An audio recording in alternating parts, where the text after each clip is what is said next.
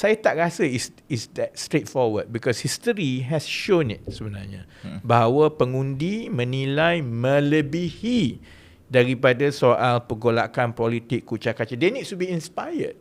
They need to feel positive about the party, and positive about a party tu is all about the future. Sama ada sesebuah parti itu boleh menang membentuk kerajaan dengan bergantung semata-mata kepada kebencian pengundi kepada parti-parti lain tanpa menawarkan sesuatu yang wow.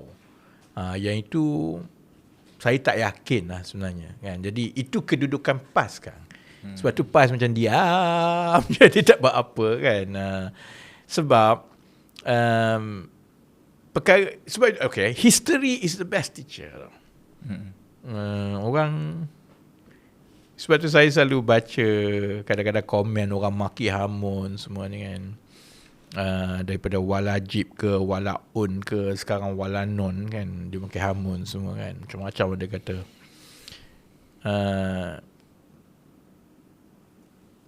Orang kita netizen ni, they have a very short memory lah. Dan dia tidak mengambil pandangan yang panjang. Kerana kalau dia melihat daripada garis masa yang lebih panjang, sebenarnya ada banyak perkara yang berlaku sekarang ini telah pun muncul in different shapes and sizes in the past. Kan? Contohnya kan, ni soal adakah kalau parti itu nampak tenang, dia boleh menang dalam pilihan raya kerana parti-parti lain tu nampak lebih bergolak kan. Inilah yang berlaku tahun 2014-2015 dalam UMNO dahulu.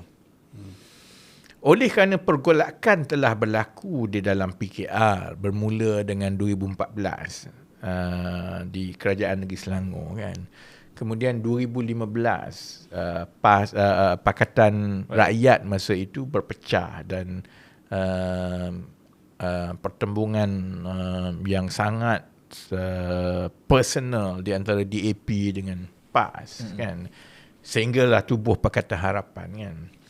Masa itulah tiba-tiba saya ingat pimpinan di dalam UMNO, termasuklah Tan Sri Muhyiddin, termasuklah Tun Mahathir, mereka merasakan oleh kerana pembangkang ini dah sangat lemah dan rakyat ni dah memang menyampah kat dia sebab dah lah pembangkang, lepas tu bergaduh sesama sendiri kan.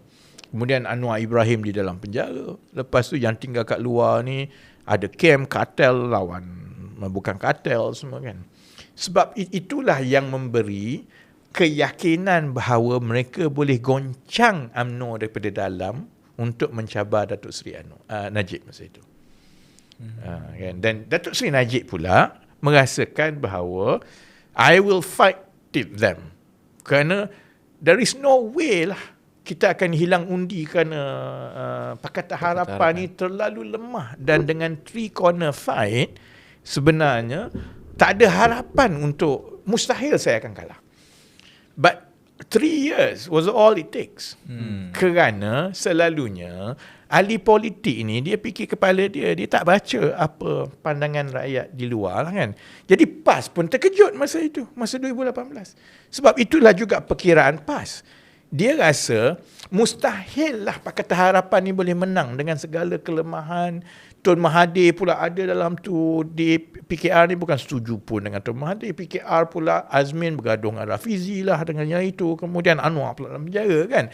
Jadi maksudnya apa pun rakyat benci kat mereka dan mereka terlalu lemah dan mustahil parti yang lemah boleh menang.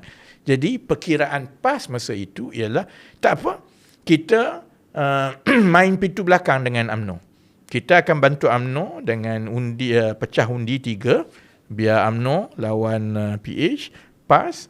Kalaupun PAS tak menang, UMNO akan kembali berkuasa dan kita demi perpaduan Melayu dan Ummah, maka kita lepas ini akan mendapat tempat kan. That's basically roughly the thinking.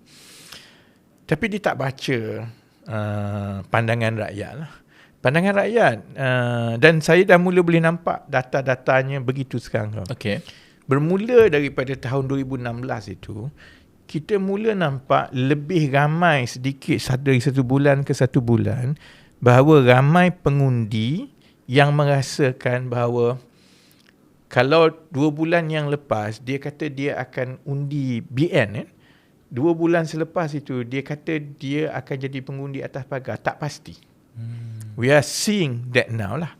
Kerana bising tak bising sebenarnya, dan ni nak menjawab yang Fahan tanya tadi kan, bising tak bising semua, kita ini hidup zaman digital. Bila zaman digital ini, sumber maklumat rakyat ni banyak tau. Jadi dia membentuk persepsi dan juga keputusan dia mengenai sesuatu parti, seseorang pemimpin, sesuatu isu daripada pelbagai sumber. Dan dia tidak lagi mengikut bulat-bulat apa yang cuba disampaikan oleh sebuah parti mengikut pandangan partisan parti itu. Yang totok parti itu memang dia akan ikut mana-mana kan. Tapi pengundi atas pagar ni, mereka dengan cepat menjadi swing voters. Dan swing voters ni tak tentu mereka akan mengundi semata-mata kerana dia tak suka parti yang 2-3 lagi. Dia memang nak cari what is the value proposition. Dan yang itu sebenarnya masalah-masalah yang kalau PAS contohnya berharap yang kucak-kacir parti lain ini akan meletakkan mereka di depan, saya tak rasa is that straightforward, because history has shown it sebenarnya.